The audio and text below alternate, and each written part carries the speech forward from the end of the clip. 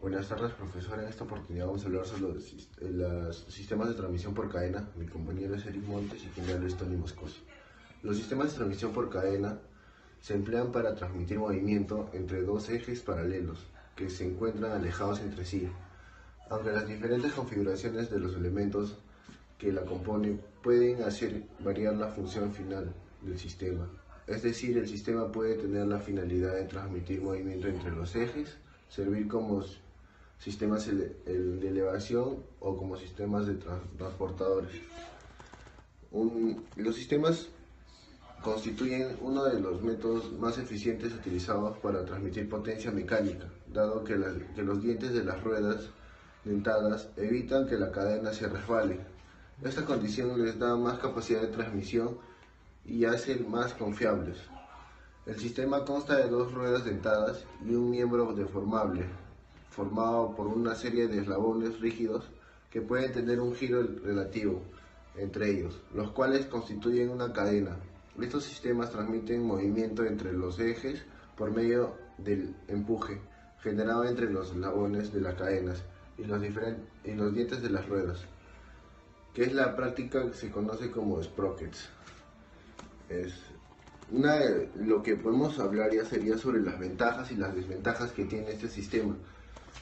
La transmisión tiene muchas ventajas, entre las más importantes está el sistema de transmisión por cadenas tiene la capacidad de transmitir potencia a una considerable distancia entre ejes. Esta condición se logra dada que las cadenas pueden tener longitudes variables, es decir, su longitud puede variar mediante la adición o eliminación de eslabones.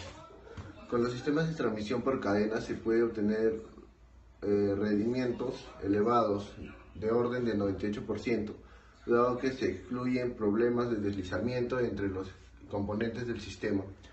En el tipo de sistema no existe transmisión previa, por lo que la carga en los árboles es menor que en caso de los sistemas de transmisión por correas. Con el sistema de transmisión por cadenas se puede transmitir rotación a varios árboles o ejes con una misma cadena. Cuando se requiere transmisión potencia elevadas, simplemente basta con emplear múltiples hileras. Algunas de las desventajas serían que un elevado costo de sus componentes. Otra desventaja se podría considerar que se requieren montajes precisos que con los objetivos de evitar que alguna de las cargas de la cadena se someta a una carga superior o falle en fatiga. Eso sería todo, gracias. Buenas tardes, profesor. En esta oportunidad vamos a hablar sobre árboles, ejes y acoplamientos. Mi compañero es Eric Montes y el Tony Moscoso. Los acoplamientos tienen por función prolongar líneas de transmisión de ejes o conectar tramos de diferentes ejes, estén o no alineados entre sí. Si dos ejes se pudieran alinear perfectamente, podrían ser conectados con dos cubos con bridas o pernos. Una vez realizado, se tiene la seguridad que ninguna de las dos máquinas se moverá sobre la cimentación y que ésta no se asentará. Es un hecho real que siempre habrá algunos deslizamientos entre un eje impulsor y un eje impulsado, por lo cual deben ocuparse acoplamientos flexibles. Los acoplamientos sirven para unir dos o más ejes y tiene con la función que solamente le abrace a los ejes para que estos no se para que pueda seguir la transmisión del movimiento. Segundamente vamos a hablar sobre los árboles, o también llamados árboles de transmisión. Son elementos de las máquinas que giran siempre con el elemento que soportan, o sea, puede ser poleas, ruedas, dentadas, etc. Es decir, que alguna de las velocidades de rotación determina transmisión, una potencia. Estos elementos que soportan se fijan por medio de chavetas, ranuradas, estriadas o uniones forzadas. Los árboles de transmisión descansan radialmente sobre cojinetes o rodamientos y cuando están dispuestos a verificarse su extremo inferior se apoya sobre quiñoneras. Los par de árboles que soportan cojinetes se denomina gorrión o nudillo. En cuanto a la verificación, quicio. Mientras que los ejes Son elementos de las máquinas que sirven para soportar, para que otros órganos los cuales puedan girar u oscilar alrededor de este. La diferencia entre un árbol y un eje: el árbol quiere decir que el árbol gira, el mismo árbol gira con el movimiento, o sea, se mueve con la pieza que agarra, mientras que el eje no, el eje puede estar fijo y que se pueda unir con una rueda dentada o un piñón. Eso sería todo, gracias. Voy a seguir con el video de lo que corre. Voy a hablar de la transmisión por correa. Voy a dar una pequeña introducción respecto a lo que es la transmisión por correa. La transmisión por correa está dispuesta por un juego de poleas y un número definido de correas que se determina en el proceso de diseño del sistema. Este sistema se caracteriza porque incluye un poco con mantenimiento, es de fácil montable, y adicional a esto, sus componentes son relativamente económicos con la transmisión respecto a otros sistemas como de transmisión. Voy a seguir con las ventajas y un poco de ventajas.